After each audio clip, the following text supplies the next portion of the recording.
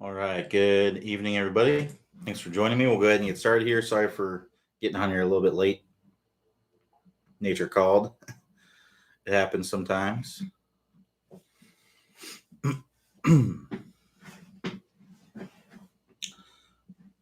Just waiting for the questions to load here.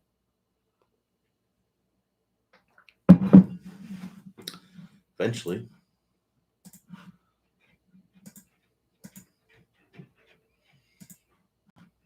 I wonder why it's acting so slow. Let's try refreshing it again. Sorry about that. There we go. All right.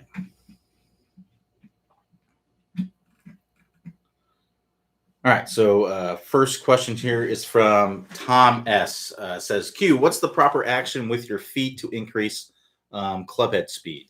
Yeah. So basically, what we want to do, we'll just kind of go through everything. So in the setup, I like to see some foot flare, right? So what that does is that allows you to rotate more freely, right? If I imagine I was like this, I was pigeon toed, it'd be very difficult for me to rotate my hips and my shoulders, right? So if I set up more foot flare, that allows me to rotate my hips much more easily and get a much bigger shoulder turn and create more space and time to accelerate the club, which is going to allow me to get more club head speed. So at setup, I like to see some foot flare. You can go as much as 45 degrees. If you go more than 45 degrees, you can get a little off balance. So, 45 degrees or a little bit less, 45, 30 degrees. That's typically where I like to see players with both feet. So that would be at the setup. Now, when you start the swing, I like to see some pressure being applied very, very early in the start of the swing. So, almost as a trigger. And if you look at a lot of the fastest players, like long drive guys, you'll see in what's his name? I forget his name, but Kyle Berkshire, I believe his name's Kyle. He kind of does this kind of action, right? And then he starts the swing when he adds pressure on the trail foot. So you don't need to be doing it that extreme where you're stepping back and forth, but that's kind of what you want to feel in your feet. You want to feel a pressure applied, and then the club can be slung back, right? So we want to be driving into the trail foot in the very, very beginning of the backswing, really push into the ground. And then as you're going up to the top, I want you to feel this lead heel get pulled off the ground by your hips, right? So as I'm going up to the top, I'm turning my hips so much, right? And I'm going to be able to because I've got this foot flare. And that's going to pull my foot off the ground and allow me to get more space and time to accelerate the club. So allow that heel. So what we don't want to do is just lift the heel to lift the heel. I see a lot of people, they'll do swings where it's like this. That's not what we want to do. The whole point of lifting the heel is it's more that you're letting the heel be pulled off the ground, right? So if you try to keep that heel really planted in the ground, then you may restrict your turn a little bit. So go ahead and let it free up, so that way you can get those hips and those shoulders to turn as much as possible. So try it super extreme at first. You don't have to have a swing that's like this, but you may as well see what you can do, and then you can always tone it down. So go ahead and let that foot come way off the ground, even if it feels a little bit uncomfortable at first. And then what we want to do is, as we're nearing the top of the swing, we want to be starting to shift that pressure into that lead foot, right? As our back is to the target. And I want you to be peaking that pressure in that lead foot by this area in the downswing. So about lead arm parallel in the downswings, when you want to feel like you're really pushing into the ground as much as possible. And really try to feel like you're clearing everything out of the way, right? So you're pushing into the ground and you're clearing everything out of the way from there. So when you do that, it may be easier to kind of squat down into the ground. Right, so I'm here, I'm going to squat down into the ground, and then I can more easily kind of clear everything out of the way and come around into a full finish. So just to review, Foot flare, let that heel come off the ground, or pressure early in the trail foot. Let that heel get off the ground. Try to max pressure into the lead foot at this point in the downswing by lead arm parallel. Really, really push as much as you can to turn all the way around into the full finish. And that will help you to add some speed. So some great drills for that. As far as the pressure into the ground part of it, that'd be the sumo step drill. That's from the 20-minute distance fix course. That's in week 1 where you're doing that sumo step drill. So if you want to check that out, a great drill to help you get that force into the ground much better, go to the instruction tab, and then go to the 20-minute distance fix, and then go to week 1. In fact, we do all of that in week 1. The foot flare, the heel off the ground. We also do that as part of the indoor drills in the week 1 of the 20-minute distance fix. So again, instruction tab, instruction tab, 20-minute distance fix, week 1, work through those drills to get more speed and distance. All right, so let's keep going here.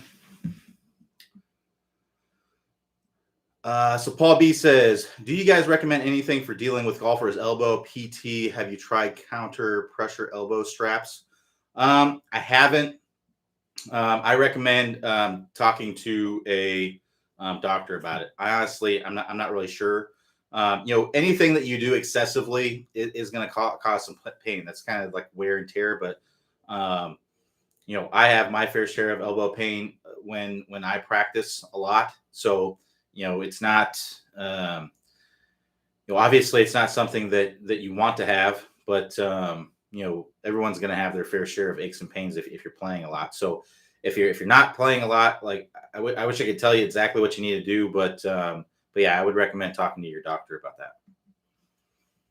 that. So Stock says, does the shoulder bend essentially accomplish what a batter does in baseball? The left shoulder, right-handed golfer, is lower due to bend, and then weight shifts, ending with right shoulder bend. Should we think of the golf swing the same way to gain speed? Yes, absolutely. The golf swing is very, very similar to a baseball swing. Very, very similar. The main differences are, where you're contacting the ball. In a baseball swing, you're contacting the ball up here typically. You could almost think of a baseball swing or a golf swing compared to a baseball swing. It's almost like hitting a ball to right field, right? So it's almost like that. So I guess the driver would be closer to hitting a ball to center field, and an iron would be closer to hitting a ball more to right field, right?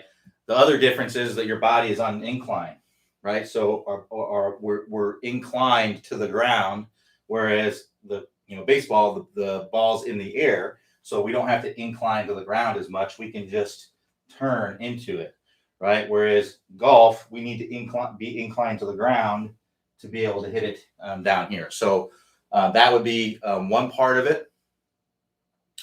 And then the other big part of it is the squaring of the face. So obviously with a baseball, we don't have to square the face. We don't need to square the bat up, right? It's perfectly round. So basically, no matter what your wrist angles are, that bat is going to be the same, right? Whereas a golf club, it's very, very different. So imagine if you take, set up in your golf stance and like take a baseball grip, and then you go and you get in a baseball stance, and then you go just do what you don't even think about the club face or anything. Just do what you would naturally do to hit a baseball, and you would look like this, right? Well, look at my club face. It's wide open, right? So that's why a lot of people struggle with getting into that good impact position, because they're reacting to that club face being wide open. So you either need to take a stronger grip and or get stronger wrist angles, right? So I need to come in here and use different wrist angles to get there. So that's basically kind of what's going on there. So so yeah, that's how it's similar to a baseball swing, but the mechanics are very, very similar.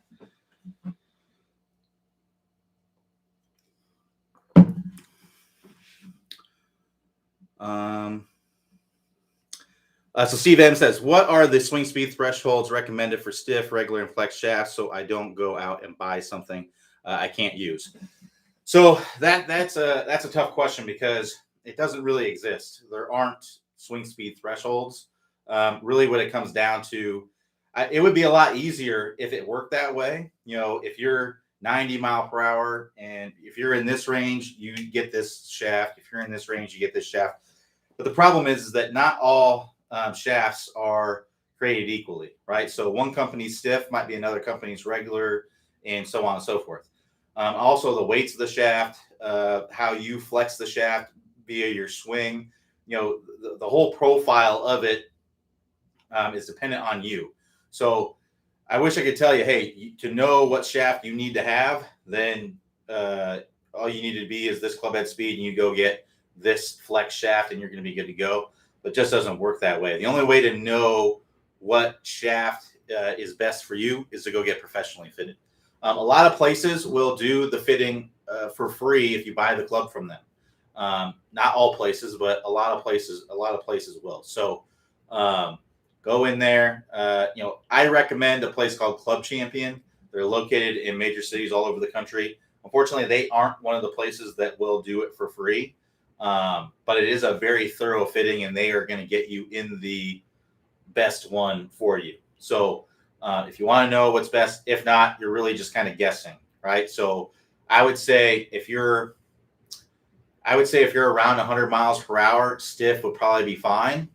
If you're 110 miles per hour, you probably need extra stiff, right? If you're 90 miles per hour, you probably need regular, right? If you're below 90, I would say probably need like a more flexible shaft, maybe like a senior flex or something like that. So that's just layman's terms, but again, those are just arbitrary, kind of guesses for the most part. So really, it comes down to, if you want to know what you need to be in, you gotta go get professionally fitted. All right. So Al L says, "Hi Q, could you please explain the thought process on why someone would want to do the distance fix course first before checking and improving their fundamentals? My thought is, if your swing is inefficient, why would you want to make it faster before making changes to improve efficiency and consistency?" That's a good question. So basically, the reason is that there's no higher correlation to better golf than distance. And the best way to get distance is to increase club head speed, or that's the main way to get distance, is to increase club head speed. And the good part about that is that it's typically the easiest thing to do. It's a 3-week program where people gain on average 10 to 12 miles per hour when they go through the program. I can't remember what exactly the average is, but it's somewhere in that area. So in 3 weeks, you can gain, 10 miles per hour, which is roughly, 25 to 30 yards off the tee. So even if you are inconsistent, even if your mechanics aren't that great, which, keep in mind, within the 20-minute distance fix, you are doing some mechanics, right? Even if they're not great, it's still going to be better for you. The top speed golf system, that's a slow burn, right? That's something that if you have the idea that you're going to go through the top speed golf system in a couple of weeks, I got bad news for you. It's not going to happen. It's not going to happen really for anybody, unless you're pretty much already doing the system. That's not going to happen. Which, if you were, you probably wouldn't be on this website, right? So, So our idea is, you get the low hanging fruit, you get improvement very, very quickly, and it's just the easiest thing to do, basically. And then you can work through, okay, now that I've got some distance, now I can work on getting my swing more efficient. So that's why we have that mentality. If there was one thing, I think that, now, if you're someone that already has quite a bit of speed, right? So let's say you swing 110 miles per hour and you can't keep it on this planet, right? You're hitting it into houses and all that stuff. That's a different story. But the vast majority of players are swinging under 100 miles per hour and need to get some more distance to play better. But if you're someone that has a high amount of speed, right? You already have quite a bit of speed, then sure. And obviously, it's up to you. It's up to you. You can definitely go and do the top speed golf system if you want. Even if you're swinging 80 miles per hour with your driver, you can go do that. That's totally up to you. You will improve from there. But I would much rather have that golfer get some improvement much more quickly by getting some more distance, even though it may not be perfectly straight all the time. I'd much rather have a player do that and get some distance and get better a lot faster through that rather than having kind of doing the slow burn of the top speed golf system, because the top speed golf system is a gradual thing. Like, I think if you really legitimately did the top speed golf system, if all of your pieces were off, it would probably take you a year and a half. If every one of the pieces was off and you need to go in and correct your swing, if you worked really hard at it, it would take you a year and a half, I think.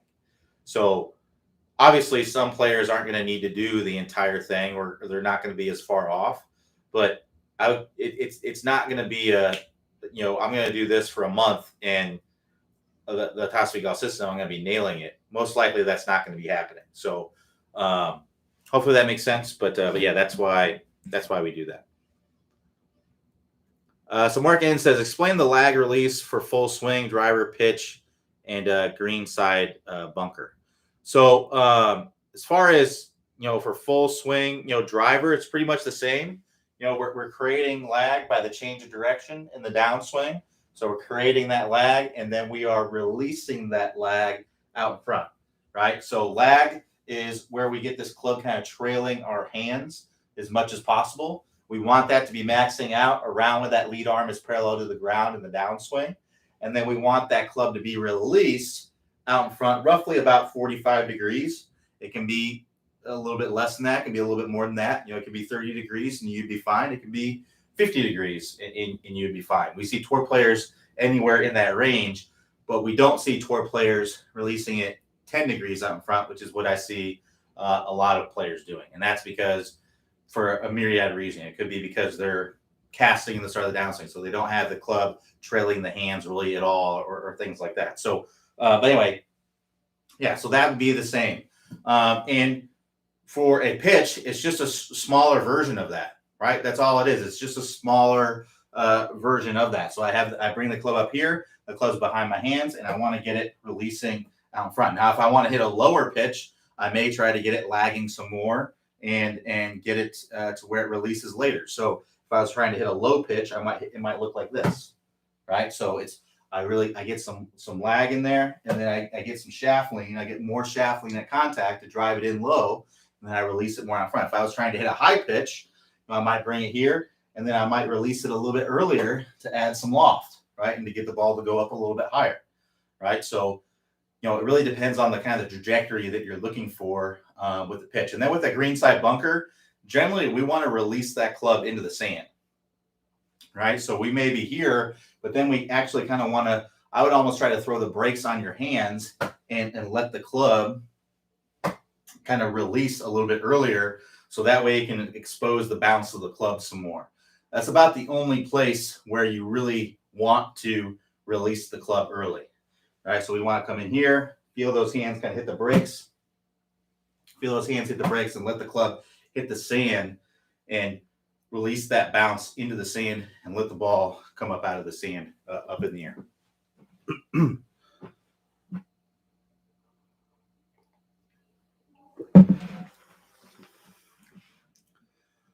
So Bernie says, explain what you do at the top of the swing with your grip or fingers at the top when shallowing. Really, your grip's not really going to change. You're just holding on to the club. I guess I don't understand the question. You're just holding on to the club is all you're doing. To get the club to shallow out, you want to do kind of like that turning of the doorknob move as you start the downswing. So you're here, and then you want to feel like you're turning the doorknob in the start of the downswing. So you're turning a doorknob to the right. That's what's happening with your hands. But the grip, you're not changing anything. You're not re-gripping the club. You're not putting a death grip on the club. I guess I'm not sure exactly what you're asking. Explain to do at the top of the swing with the grip and the fingers. Yeah, you're just holding on to the club. I don't understand the question really. You're not trying to put a death grip on it. You're not trying to have it so loose that it comes out of your hand. You want to be holding on to it with the grip with enough pressure that it stays in your hands, but you're able to move, right? So yeah, get that club shallowing out by virtue of kind of turning the doorknob to the right. That's the feeling that you want to have.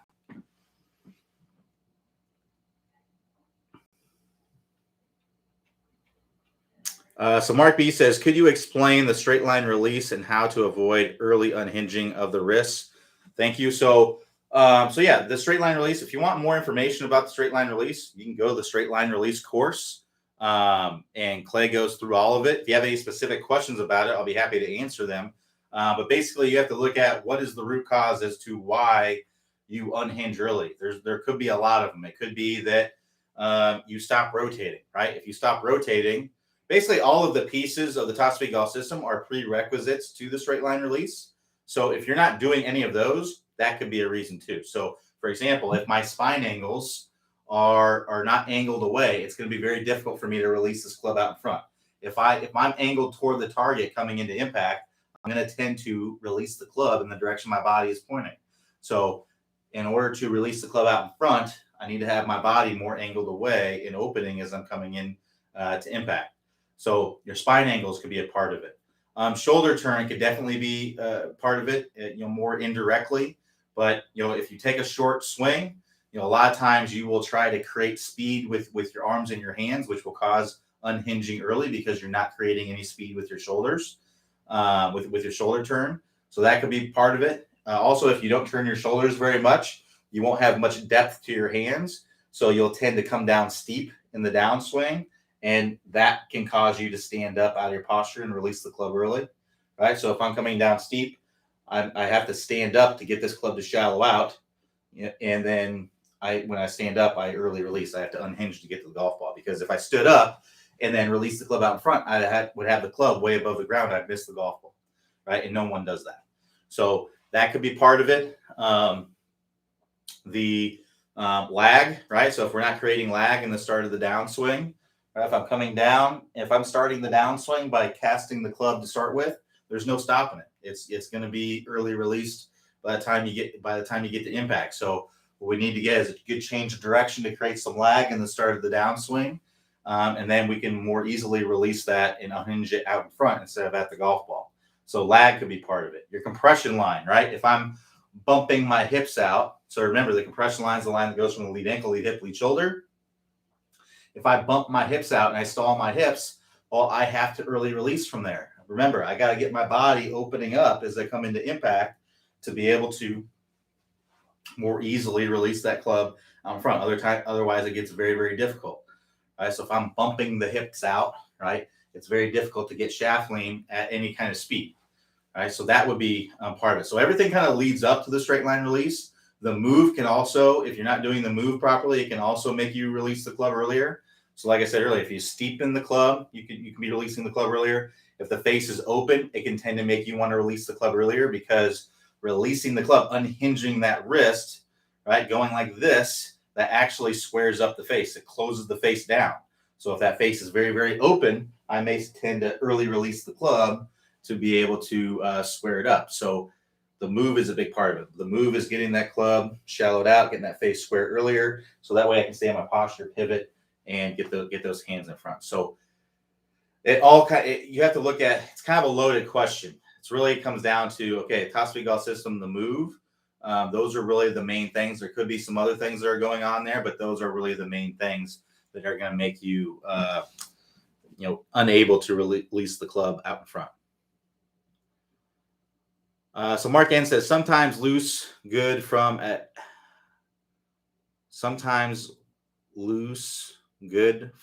at top of backswing with club head dropping, trying feeling of pointing of club up to sky, which prevents club dropping at top of backswing. Do you have a question, Mark, or I'm confused? Sometimes, yeah, Mark, if you got a question, I'll be happy to answer it. I'm not really sure what you're asking there. So Robert K says, I'm getting better speed and distance freewheeling the club head through impact with my driver, but trying to apply the same relaxed, light grip pressure swing to my irons.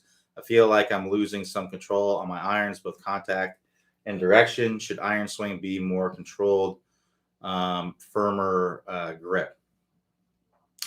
Feel free to, the grip actually with the driver is typically going to be more firm because there's more speed there, especially through impact.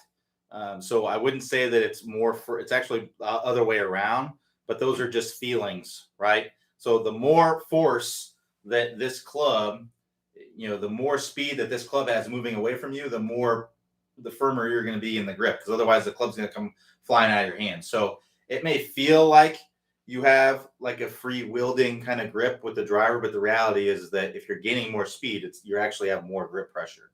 It just may feel, it might be more in the trail hand. You may not feel like that, but feel free to let me know what your ball flight contact issues are, and I'll be happy to help. But that's what I'd be looking at. Look at what the issues are with the ball flight contact. It's probably not a grip issue. So Bernie says, Bernie again, still trying to understand what I am to do at the top to shallow it. Do I let the club drop by gravity or just turn the doorknob as you just said? Bernie, I'd recommend going to the move course and working through those drills in the move. That's what the move course is. The move course is getting the club to shallow. So there can be some gravity involved. We definitely want the club kind of working in that direction. If you feel like you can't get the club to kind of naturally work in that direction, then odds are that you're moving it in the wrong direction in the backswing. So for example, this is something that I see very common. People suck the club way inside, and then they're at the top of the swing, and the club's kind of working in that direction. The momentum of the club is kind of working out that way. Well, you can imagine how it's going to be basically impossible to shallow it from there, right? If I'm now, that's not to say that you can't shallow the club from an inside takeaway. There are players that do that, but if you have a short swing, which that is possible if you have a longer swing. So like John Daly brings the club inside, but he has a super long swing, so he has time to get that club to shallow out. Whereas someone that has maybe like a shorter swing, they're here, right? Well, if that club's kind of working in that direction, it's going to be very difficult to get it to work back. Now, there are some players that kind of bring it up like this. One player that would come to mind would be J.B. Holmes, right? J.B. Holmes brought the club up like this and then brought it down. Not a lot of players do that, but that's one thing that he did. But most players are going more from a steeper, kind of backswing position to a shallower position. So the gravity is kind of working, the momentum of the club is kind of working in that way. So it is going to be a little bit of that, but you likely need to feel more of that turning of the doorknob to the right feeling as well. So it's really kind of both. Try to feel like you're getting the momentum of the club, getting it to work behind you. And with that, really trying to feel that turning of the doorknob as you're in that transition. So look at your swing on video and see what's going on. Is it your arms doing this in the start of the downswing? Or, is the momentum of the club, how is that moving in transition? Because that's going to make it more difficult for you if you have it moving in the wrong direction.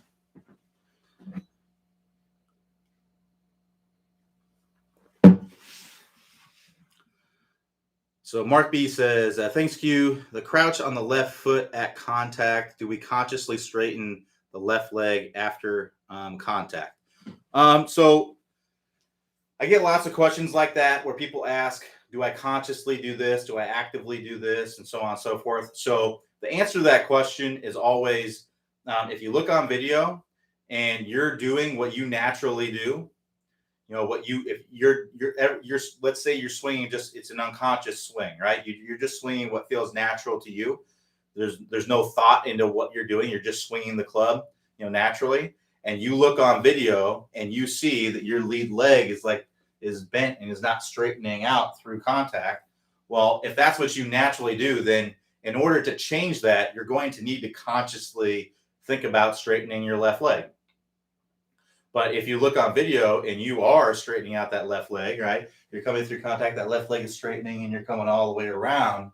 Then at that point, if that's what you naturally do, then you don't need to put any conscious thought into it. That's already what you're doing, right? So it's tricky. it's if you're consciously, if you're looking on video and it is what you naturally do, then you don't need to consciously think about it. But if you look on video and you're not doing it, right, and you want to change it, you have to consciously think about it. You have to work through what's called the stages of learning. So there's 4 stages of learning. The first stage is called unconscious incompetence. This is basically where you're not even aware of your leg doing anything, right? So you're completely unaware. And then the second stage is called or conscious incompetence. This is where maybe you look on video, you see, hey, I need to get my lead leg straightening out, but I don't know how to do it. I'm not able to do it, right? And then you work into the third stage, which is called conscious competence. This is where you're able to do it, but you have to think about it in order to do it. You have to be conscious of it. The moment that you're unconscious of it is the moment you go back to what you did before. And then eventually you do enough reps with that you eventually become in the unconscious state, where this is the last stage where you have unconscious competence. This is where you're able to do it. It's natural. You don't even have to think about it. About any skill you've ever learned to do, you've gone through these stages of learning. Driving a car, right? Walking. A lot of these things happen at such a young age that we don't even really think about it that way. But that's how it went through. Learning how to type, right? So if you play a musical instrument, learning how to do that, right? You won't go through the stages of learning with that, and then eventually you do it enough times and it becomes natural. It's what you do. Keeping your leg bent, to do that, you would have to consciously think about it, right? So that's essentially how it works. I wish it was the same. Everybody, you have to consciously think about this to make it happen, but it's not how it works. Some people do it naturally, some people don't. But if you want to change, you have to consciously think about it until basically you don't anymore. So Mark N says, on video, clubhead drops at top of backswing. Trying to fell shorter backswing with club pointing to sky. Seem to help. Is this good way to solve this problem?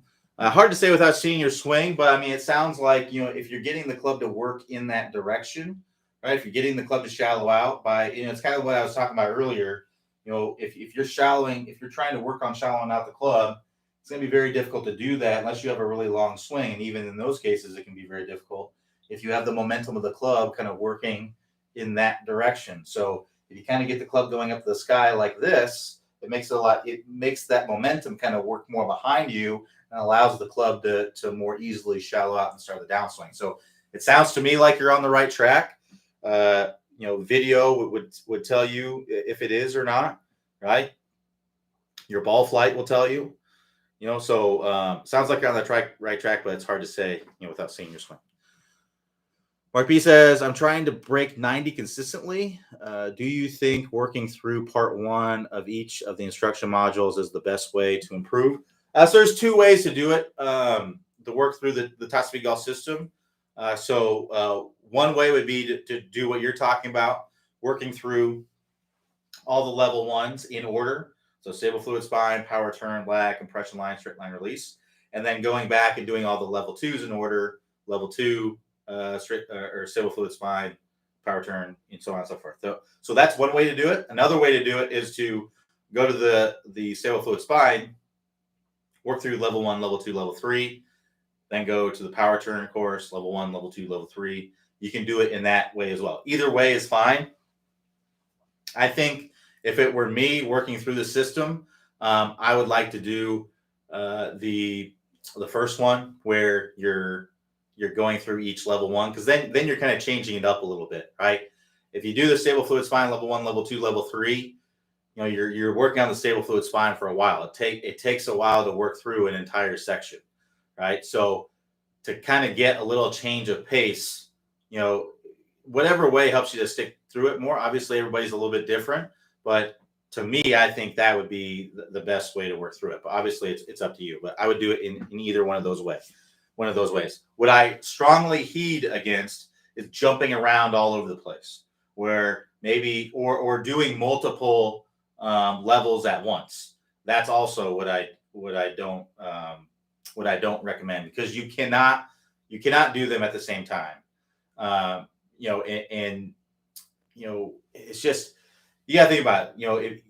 maybe you have a lot of time and you can work on multiple ones at once, but you could be losing all that time to get really good at that one piece and then moving on to the next one. So that's kind of my mindset with it. I get a lot of online students that come to me that tell me that they're working on like 3 pieces of the system. And it's like, no wonder you're asking for lessons, because you're jumping around all over the place. So when you're working on changing something in your swing, it's already difficult enough as it is. Why complicate it by adding more things to change, right? So that's not what I would recommend. I would recommend working on one piece, getting to where you work through those stages of learning that I talked about, and that's what you do through the reps. Right? That's why we have you do those reps at the end, because you have to work through those stages, right? You have to work through those stages of learning to make it automatic. So work through those stages, and then it's going to become a lot better for you.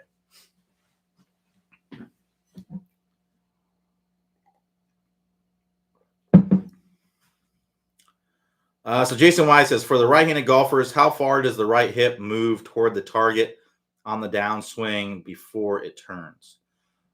So that's a good question. So typically, when you look at tour player, right, if you draw a line on the outside of your hips, on the outside of their hip here, what you'll see is typically right away in the start of the backswing, even before the club starts moving, you may see them move into that line just a little bit. And then very, very quickly, they'll get back even with that line. But as they get up to the top of the swing, they're typically going to have about 3 inches of separation between that, the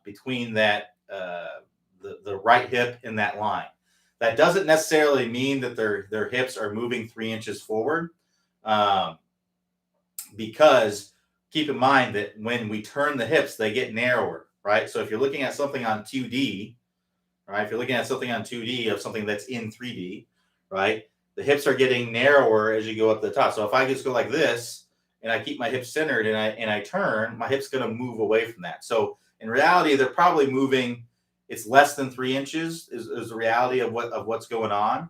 But they are moving toward the target some. So it's less than 3 inches. I would say anywhere from 1 to 3 inches is how much the hips are kind of moving toward the target before they start turning back the other way, before they switch directions.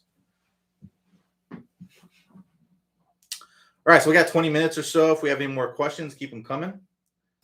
If not, the rest of this might be a little bit boring.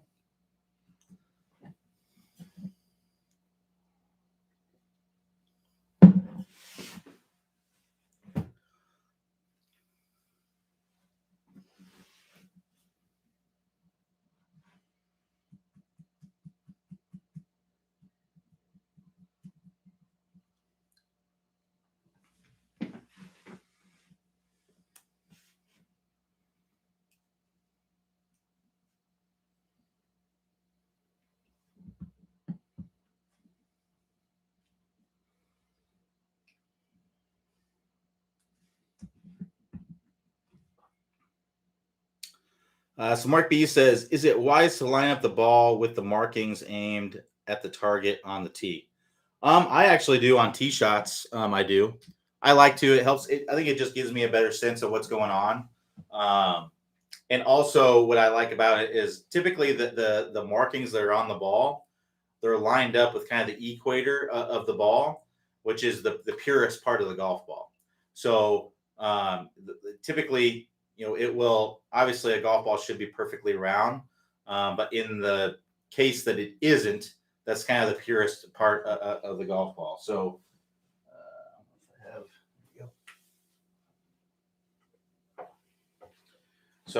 this one here's got a line on it. You can kind of see how that's kind of the equator of the ball. You can see how in the dipple pattern, there's kind of a break right there.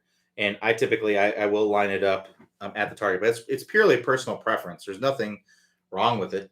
But I would either recommend lining it up like that, where you have the line on top, or I would have it to where, you're lining up the equator where you're contacting the ball. So if you line it up this way, you'll be contacting the equator there. Or if you line it up that way, right, where you don't have the line on top, you're contacting the equator there.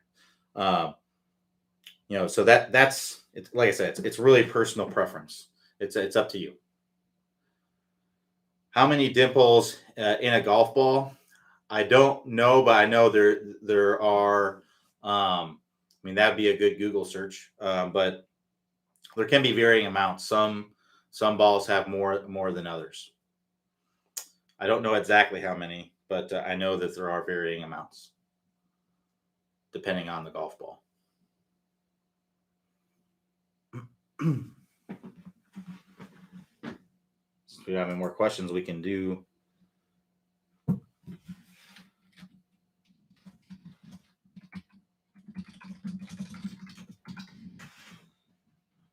Yeah, anywhere from 300 to 500 is how many. So 332 would be. I think a Pro V has like 392.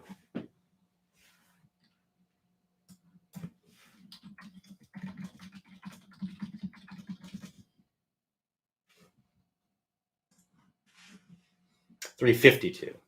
Pro V1 has 352 dimples. Not sure how that helps you, but yeah. All right. So Mike Payne says, "Hi Q. In terms of shoulder rotation, for me, I get to 90 degrees. Should I go to 90 all the way down to 8-iron and 9-iron for full shots, or should you start to rotate a bit less, etc.?" I mean, you can rotate less for the lower clubs, because here's the difference between hitting your driver and your irons. The driver, you're really just trying to hit it as far as you can for the most part, right? So if you hit a driver 20 yards further than what you intended, usually it's not a problem.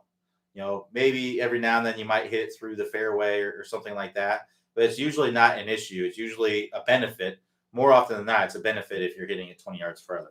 But if you hit your 8-iron 20 yards further than you intended, then that is a problem, right? So you kind of want to have, you want to be at a place in the top of the swing where you can get there consistently.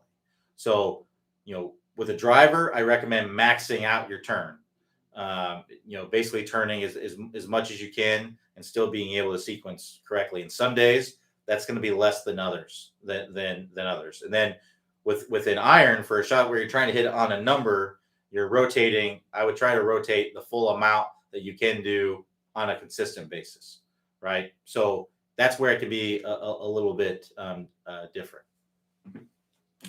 But if you can get to 90 degrees and that it's consistently, you're always there, then that's completely fine. And I would say if you struggle with distance, that would also be, it really depends on the player. But if you struggle with distance, I would recommend rotating as much as you can as well. So you're going to get more benefit. You're going to hit higher shots that you're going to be able to hold the greens with a lot better, and so on and so forth.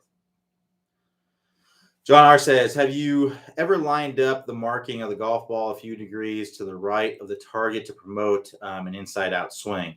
No, but you certainly could. Generally, I put the line on where I'm trying to start the ball. So if I'm trying to hit a draw, I might have it kind of angled out to the right a little bit. But yeah, it's completely up to you. So Mark B says, "Because of winter, it is difficult to hit balls. Can swinging indoors or in the snow without a ball enable improvement for the season?" Sure, absolutely. If you go to, we actually have some great indoor drills if you want to check them out. We created a series for indoor drills when the pandemic hit initially, because we knew people were going to be locked in at home and wanting to improve.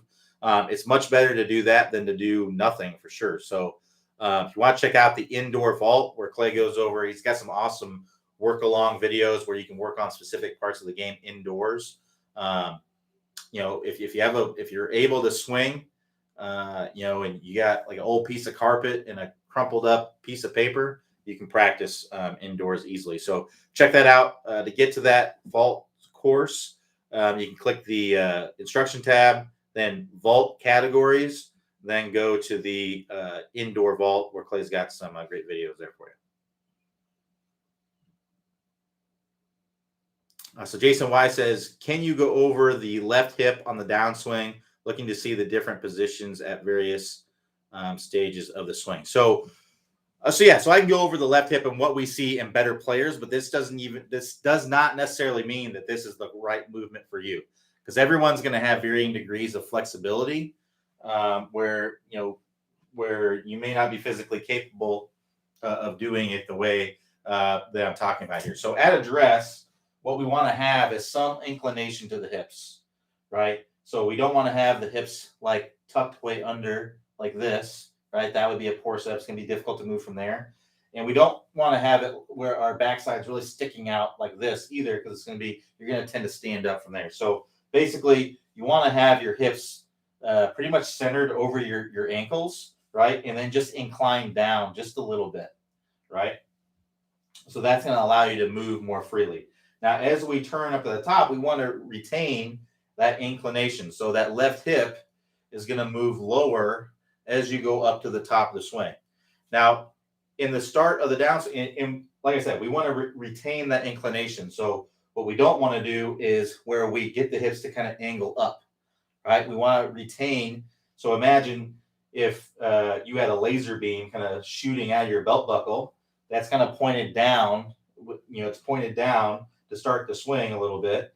And then as you turn, it's going to kind of remain tilted down. As you go up to the top, it's going to be pointing over there, right? What I see a lot of times is where people start the swing and that laser beam will be shooting out very level, right? So that'd be called early extension. There's early extension that typically happens in the downswing.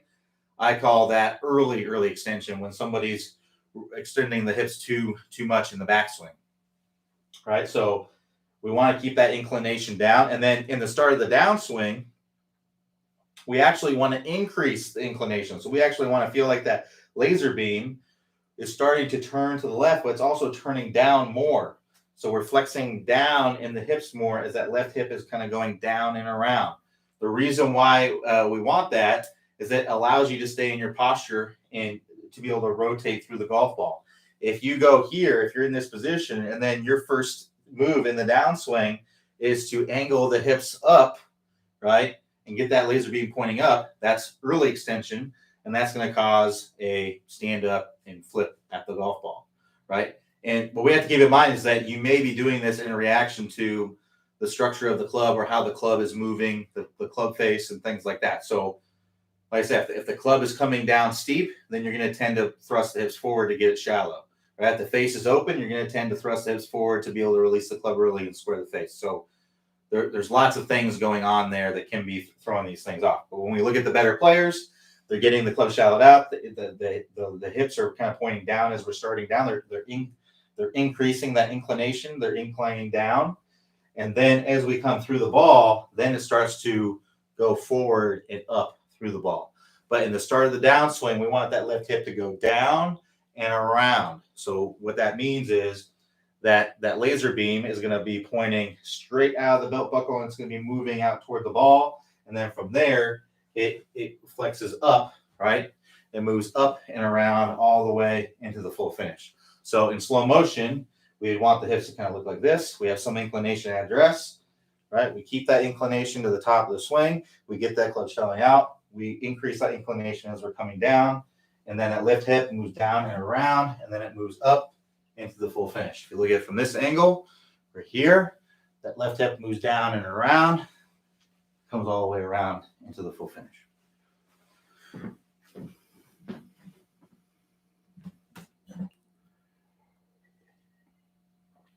And Jason, I'll tell you kind of how I learned all this stuff, looking at hundreds and hundreds of tour player golf swings.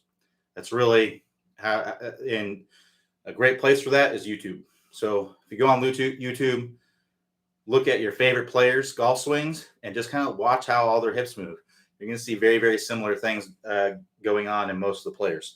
Now, there are some players that do early extend some. Jack Nicklaus early extended some, but they're doing things in their swing to compensate for that. So, but that hip movement that I just talked about, that's the most common that you're going to see. That's Tiger, Adam Scott, Jordan Spieth, all those players that, the best, John Rahm, right? They're all kind of moving their hips in that similar way I just talked about.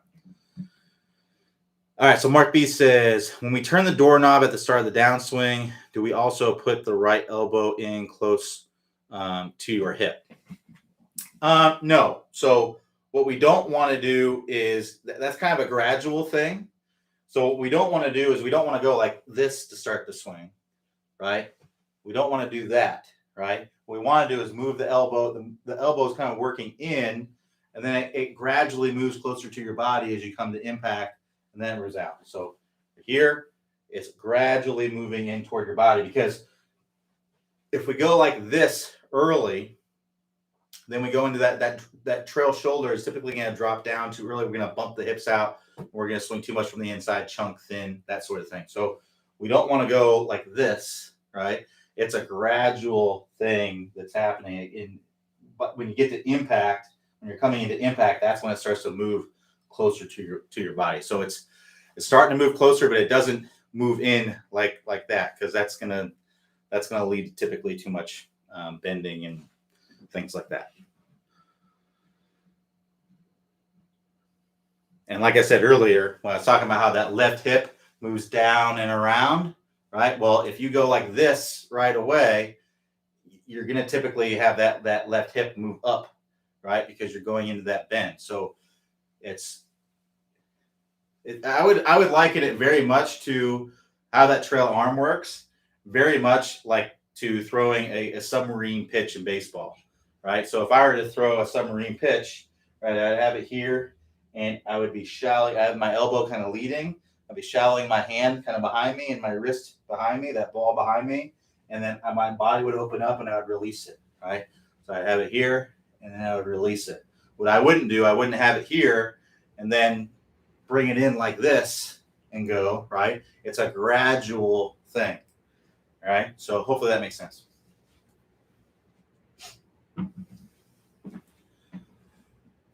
All right, so 5 minutes or so left here if we got any more questions.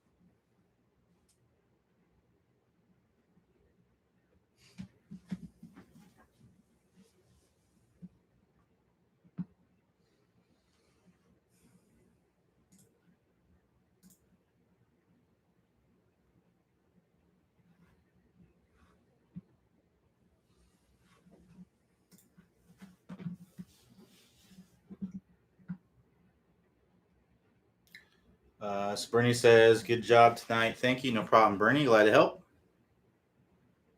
So we'll be back here tomorrow, 11 a.m. Eastern time.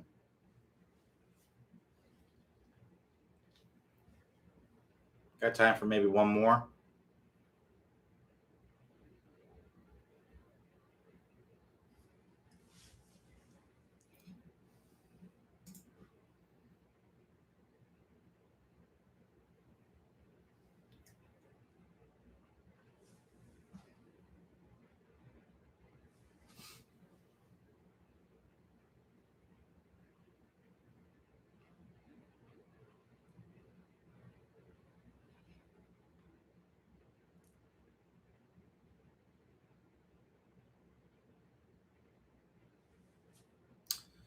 So Jason Y says, how do the pros know how to chip into the side of greens versus lofting? It really depends on how much green you have to work with, right? So if you have a lot of green to work with, you can hit more of a chip that rolls out, right? Because it's going to be consistent surface, because it's going to be all green. Whereas if you didn't have any green to work with, if you hit a chip kind of shot, then you wouldn't be able to land that ball on a green, and the bounce is going to be a little harder to judge, right? So if you have a lot of green to work with, you can tend to hit a chip. If you don't have a lot of green to work with, you want to land it onto the green, so you may need to loft it, right? Get some air underneath it, so that way you can land it on the green. And obviously a chip is more of a high percentage shot. than lofting it up there. But yeah, some players still kind of loft it anyway, which I don't really recommend for most players. Most players, amateur players, are going to be better off, hitting a chip. It's just going to be a much more high percentage shot for most players. But yeah, that'd be my recommendation. Smart B says, I tend to swing and high and cut across the ball. Do my elbow drifts away from the body? I tend to swing in high and cut across the ball, so my elbows drift away from my body. Yeah, I'd be looking at the move course. It sounds like that's what you need to work on, is the move course. If you're going like this, that's basically the opposite of the move, right? You need to do more of this. I'd also make sure that your spine angles are good. One thing I would also maybe look at is maybe strengthening your grip. Generally, if you strengthen the grip, you'll naturally want to be more angled away and swing more from the inside, right? So if you have a grip where your thumbs are more on top, right, that would be considered a weak grip. A stronger grip where your thumbs are more on the side, right? If you don't have a strong grip already, I'd probably look at strengthening your grip. It may make things a little bit easier, get more tilt, right, and really try to swing out to the right as much as you can. The reason why a weak grip tends to make you want to do what you're talking about is that it opens the face. So if I have the face open, I'm going to want to swing more out to in, because I can hit a functional shot if I do that. I can hit kind of a fade if I do that, right? If I had a really strong grip and I already had the face kind of closed and I did what you're talking about where the elbows are working out away, well, then I would just hit it left and left, right? So naturally, I'm going to want to swing more out to the right, so that way I don't hit so far to the left, right? So stronger grip, more spine angle, try to swing more out to the right, and should most likely will help out quite a bit.